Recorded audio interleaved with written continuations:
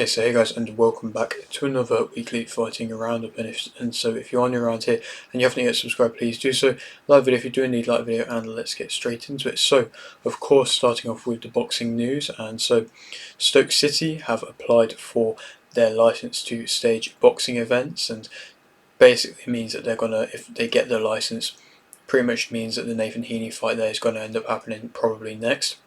Jenkins has retired. It's sad because he's somebody who's been an absolute warrior in British boxing and has had some great fights, and somebody I've had the privilege of speaking to on this channel. And I understand though as well, obviously medical stuff, it's always something difficult to deal with, but that's always a priority in life. You have to make sure your medical is, of course, everything's right with that before you can even think about stepping into the ring, and so I fully respect him.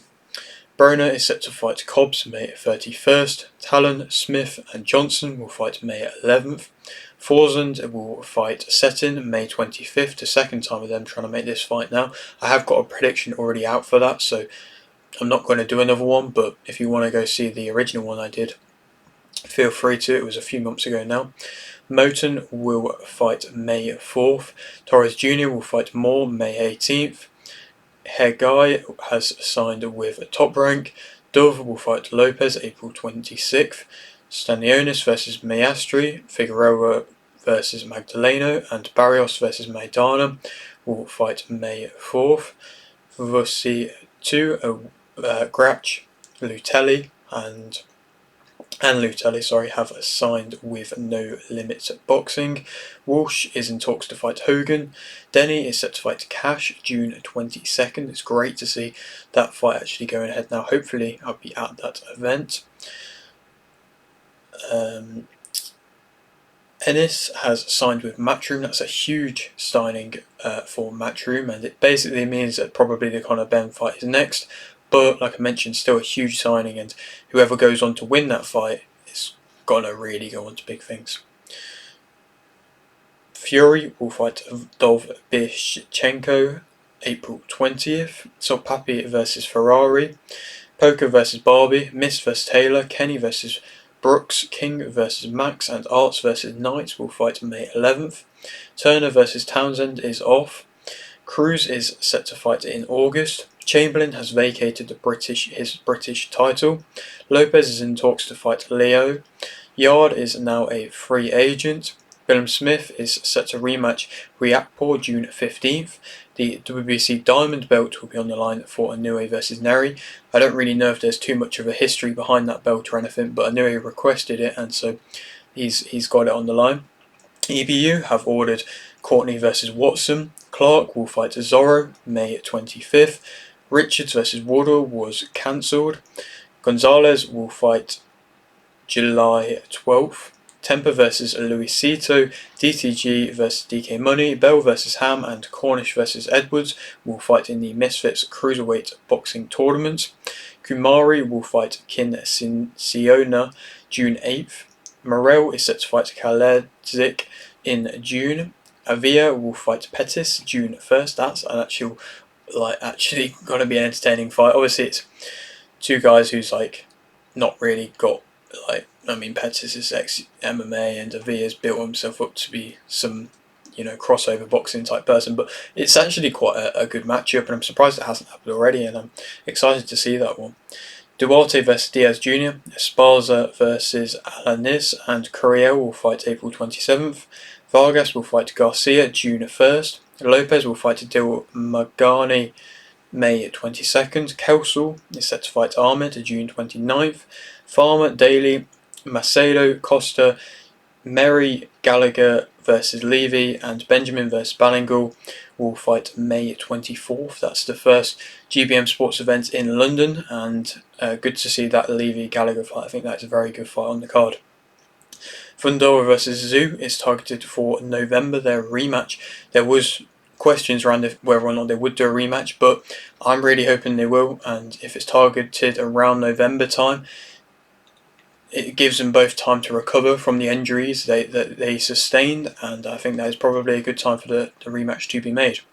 Edwards will fight Curiel June 29th. I think that is a good fight for a return to the big time fights for Edwards, and to keep him in the big time fights, I probably should be saying. And yeah, it's a good fight, and it's going to be intriguing to see how he does. And Coryell as well, like, he's somebody who obviously beat Nonshinger and beat him the first time, but the second time he did lose, in my opinion, relatively convincingly. And I still think there is still life in there, and I still think he's a threat, and he's proven he's a threat now, and he's going to be intriguing to see where Edwards' mindset is at.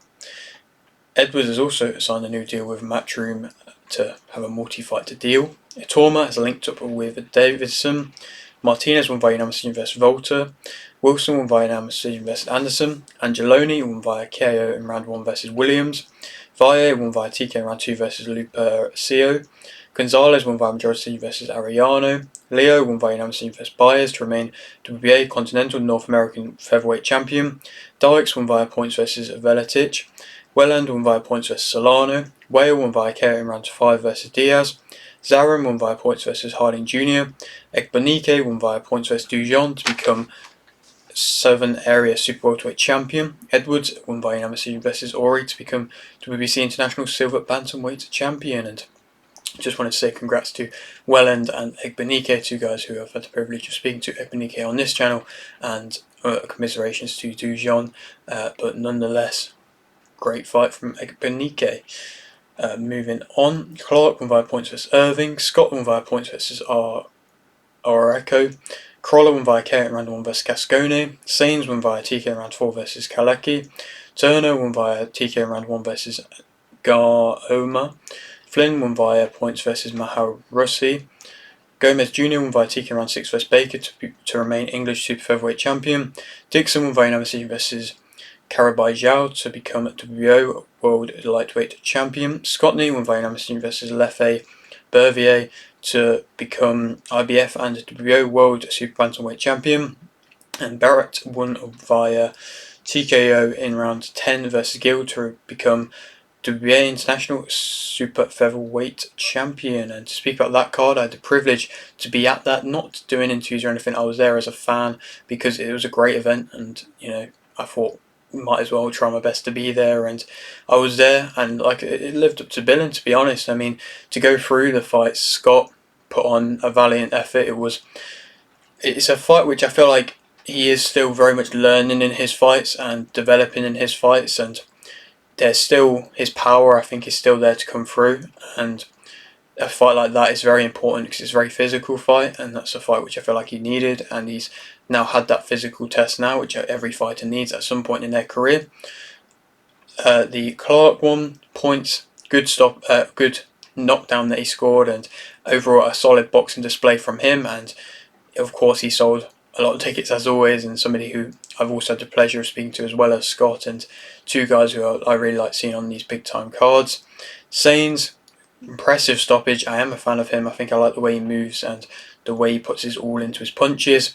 Turner, he's looking like a real threat around, and obviously he's still early days, but the way he is stopping every single one of his opponents, and he doesn't look like somebody you'd imagine to be such a good knockout artist, but what he's doing is very impressive to see. Flynn, a tricky opponent he was against, somebody I've also spoke to, but yeah, it was a performance where he did what he had to do. I was really excited for the Vuong fight, and it seems like we probably will end up getting that next, but yeah, it was a ticking over type fight. Gomez Jr. though, that stoppage versus Baker was very impressive.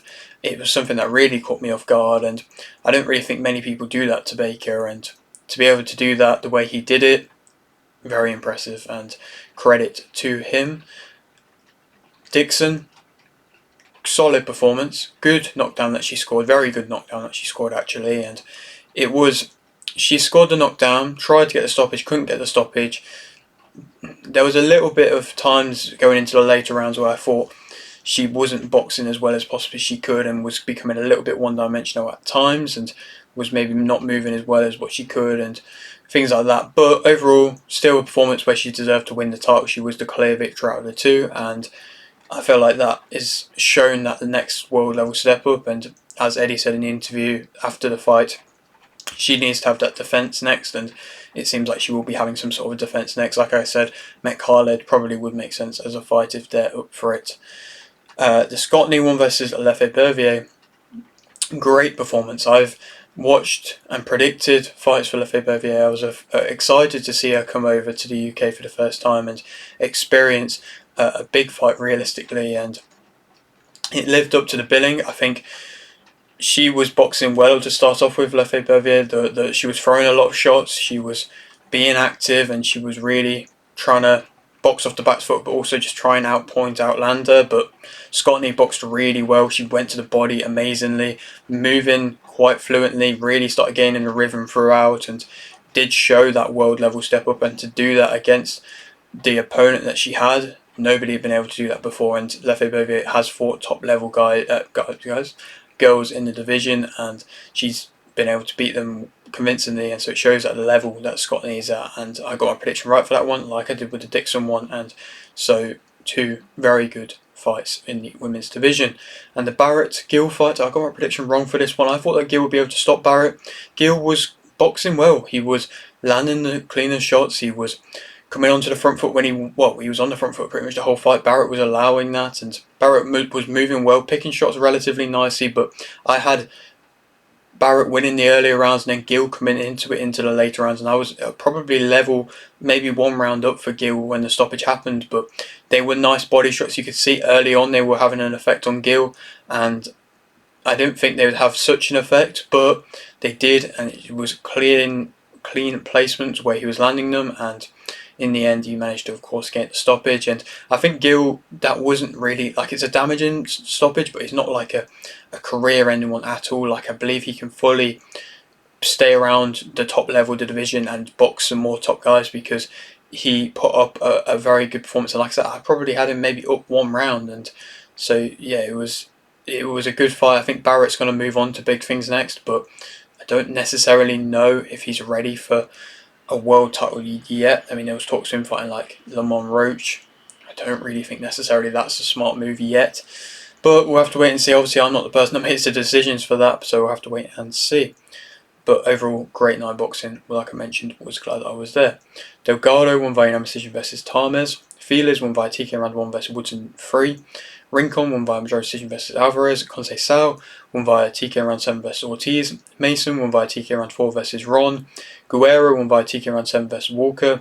Suarez won via points versus Correa. Villa won via unanimous decision versus Chacon to become WBC Silver Featherweight Champion. Ajagba won via split decision versus Villanello to remain WBC Silver Heavyweight Champion. Anderson won via unanimous decision versus Murphy to remain WBC USA and WBO International Heavyweight Champion. And that was an interesting card. It wasn't one which was anything too crazy in my opinion. I mean, I didn't do a prediction on it, and I mean, the Conceição fight was a good fight. It was a good stoppage from him. I still believe he is a really good pressure fighter, and the way he fights is it's high pressure, and it's going to be damaging for any opponent. But I don't know. There's still certain things that maybe possibly are stopping him from beating beat a clear boxer. But any type of brawl in the division, or any type of fighter that are up for having a fight, I think he's always going to be entertaining. And it was a good stoppage from him, and he did show that level in that fight. Mason, very entertaining fighter to watch. I'm more than locked in, I suppose, into his career, and I'm really excited to see where he goes. And another impressive stoppage. The Ajagba fight, that was an interesting one. Villanello, of course, came on quite wild and did hurt Ajagba and made a bit of a mess trying to actually get the stoppage in the end. But Ajagba boxed well. Like, the shots he was throwing on the inside, I haven't seen him actually landing them type of shots in the past, and really throwing uppercuts with intent. And he has slowed his whole style down. Like, it wasn't a fast style, but it was quite reckless, and he's slowed it down, cleaned it up, picked his shots better, and he's adding more shot variety. Obviously, it wasn't anything crazy of a performance. He did, of course, get hurt, and there's still lots of weaknesses defensive wise in his game, but there's improvements that have been made there, in my opinion, and I'm sure there's more fights that he can be made with him.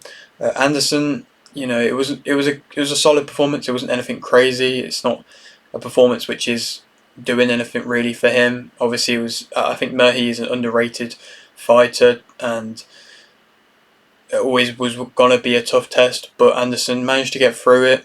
I would love to see Anderson versus Ajagba as a fight, but I don't know if Top Rank would be willing to risk both of them, but I would love to see it, so maybe we'll see that next. Gomez Jr. has called out Bellotti, and that is all the boxing news. Moving on now to the MMA news. Figueiredo won via submission round 2 vs Garbrandt. Green won via decision vs Miller. Andrade won via decision vs Rodriguez. Moicano won via KO in round 2 vs Turner. Lopez won via KO in round 1 vs Yusuf. Harrison won via submission in round 2 vs Holm. Sterling won via decision vs Cater. Prohaska won via KO in round 2 vs Rakic. Nickel won via submission in round 2 vs Brundage. Sarukian won via decision vs Oliveira. Holloway won via KO in round 5 vs Gaethje to become UFC BMF champion. Zhang won via decision vs Xiao Nan to remain UFC strawweight champion. Pereira won via KO in round 1 vs Hill to remain UFC light heavyweight champion. And to speak about the UFC 300 card, what a card it was, and it always had so much pressure to live up to, and I feel like it definitely did that. Like I said in my prediction, there was a lot of backlash around some of the matches on it, and the lack of, I suppose, the huge fights on it, as we were thinking might be the case, but it delivered. It really, you could really see with every fight that the fighters were wanting to really prove and to really put on a show, and that's just all that I really wanted to see, to be completely honest, because at the end of the day, you can put any two fighters together, and if they both want it and they're both really trying to prove a point, then it's pretty much guaranteed it's going to be a good fight, and that was definitely the case for a lot of these fights. And to go through the card as much as I can, Figueiredo is a good submission. I mean, getting Garbrandt out of there, and it's impressive to see that he's made a step up in weight and been so comfortable doing it, and I feel like he's possibly not too far away from being higher up fights in the division. Green, decision vs Miller, always a game fight, and was always going to be a tough fight for both, but that's their fights which I enjoy to see in UFC. Andrade, decision win vs Rodriguez. If I'm being completely honest, I haven't had a chance to watch that one, but nonetheless, Andrade back to winning ways. Moicano, stoppage against Turner. I mean, Turner had him hurt at one point, but Moicano still managed to come back and get the stoppage. Lopez, I mean, it's a first round KO. What else more do you want to ask for? Harrison, she put up a very good performance against Holm. She showed her class. She showed that she is actually, like, there's something about her, and she isn't a hype job, I suppose, or anything like that, and put out a very dominant display and managed to get a clear submission. And I feel like she had to do that. Obviously, it's going to be very interesting to see what she does weight-wise. Obviously, there is a division there, but it's not a contested division, and there's nobody who really fights in that division above. And so possibly if she wants to bring fighters up there to fight her, maybe. But like I said, it'll be intriguing what the next moves are for Harrison. Sterling, he gets a lot of backlash, but he does what he has to do and manages to win the way that he knows how. And Cater, I think there's not too much left for him in the UFC in the way of big fights or anything like that, in my opinion now. Prohaska, that was a fun fight. There is a lot of weaknesses in Prohaska's game, and obviously when he came on into the UFC, he had very few fights before he had a title fight, and there was a lot of hype around him, but he's entertaining, he's awkward, he's got power, he's going to put it on, but there is, defensive wise, now being exposed more and more weaknesses in his game, and he really isn't a fan of them leg kicks. And I think there was a point in which Rakic was capitalising, but Prohaska just really had that will to come forward, and Rakic couldn't deal with that, and in the end he was pretty much just throwing him about, Prohaska, and so yeah, it was a good stoppage for him. Nickel continuing on with the stoppage wins and progressing on as well, and there was a lot of pressure on him being on the main UFC 300 card, and of course he managed to get the victory in a stoppage, so I suppose in that aspect he did deliver.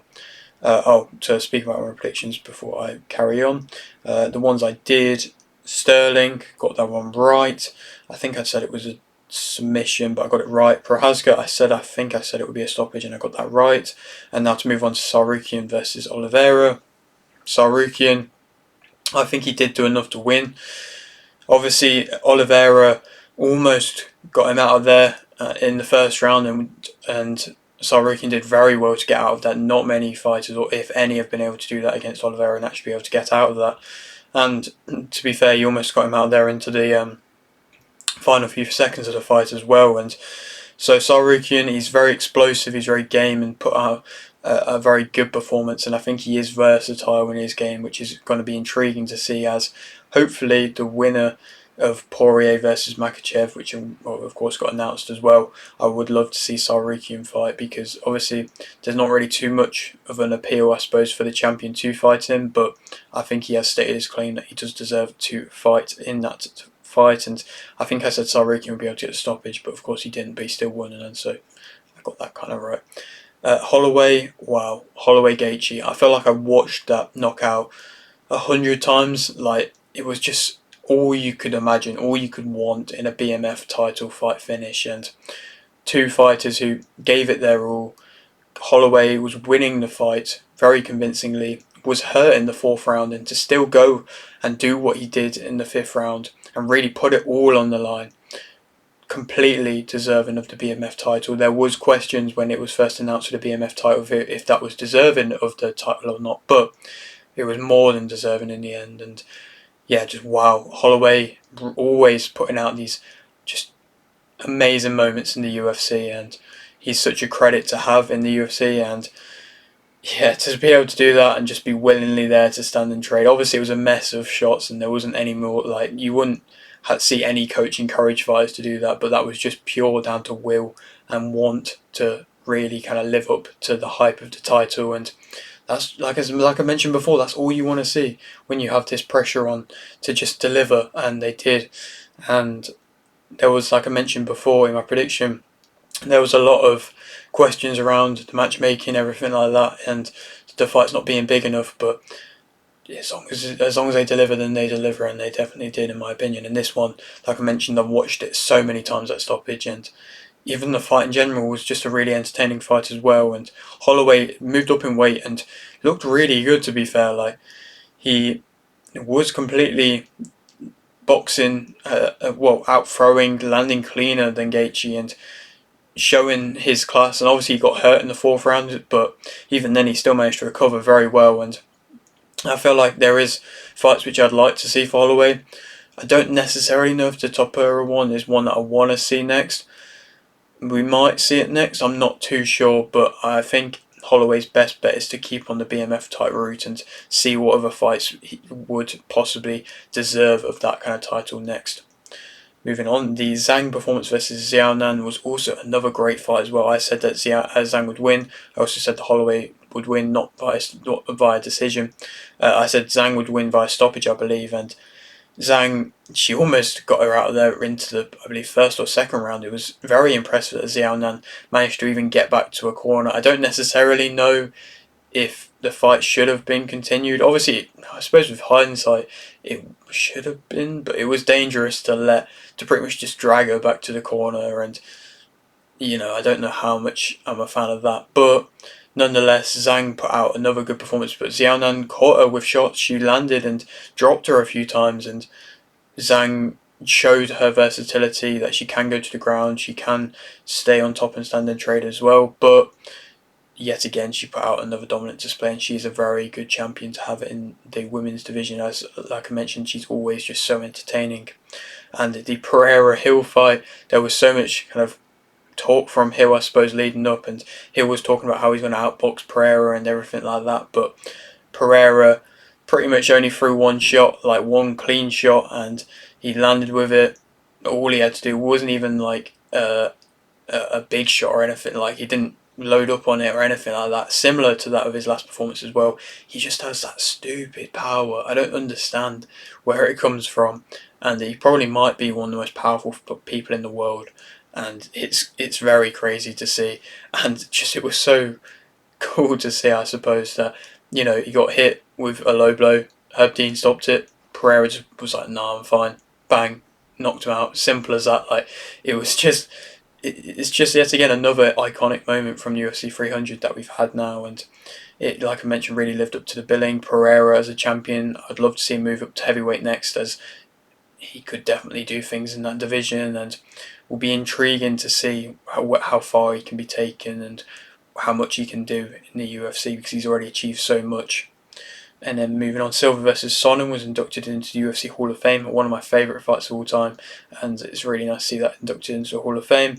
McGregor versus Chandler, they'll fight June 29th. I mean, it was McGregor announced it technically a few months ago, but nobody ever actually believed it was true or not. And to actually see it announced did catch me by surprise. Like, it actually is going to happen. McGregor is finally going to return to the octagon, and I'm just very excited to see the build-up and everything that goes around that, because I'm sure it's going to be vintage. Well, hopefully it'll be vintage McGregor, and even if the fight possibly might not even live up to the hype, I still think that build-up's going to be at least interesting. Makhachev versus Poirier and Strickland versus Costa will fight June 1st. Another good set of matches there, and good to see Strickland back fighting as well. Obviously, he only just missed out on the win versus Du Plessis, and obviously he could have maybe stayed out for a bit longer or anything like that and waited for a possible rematch, but I like how he wanted to get back straight into there, and that's just him as a fighter, I suppose. But yeah, that is it for today's video. Hope you did enjoy. Like the video, did indeed like the video, subscribe if you're new, and thanks for watching.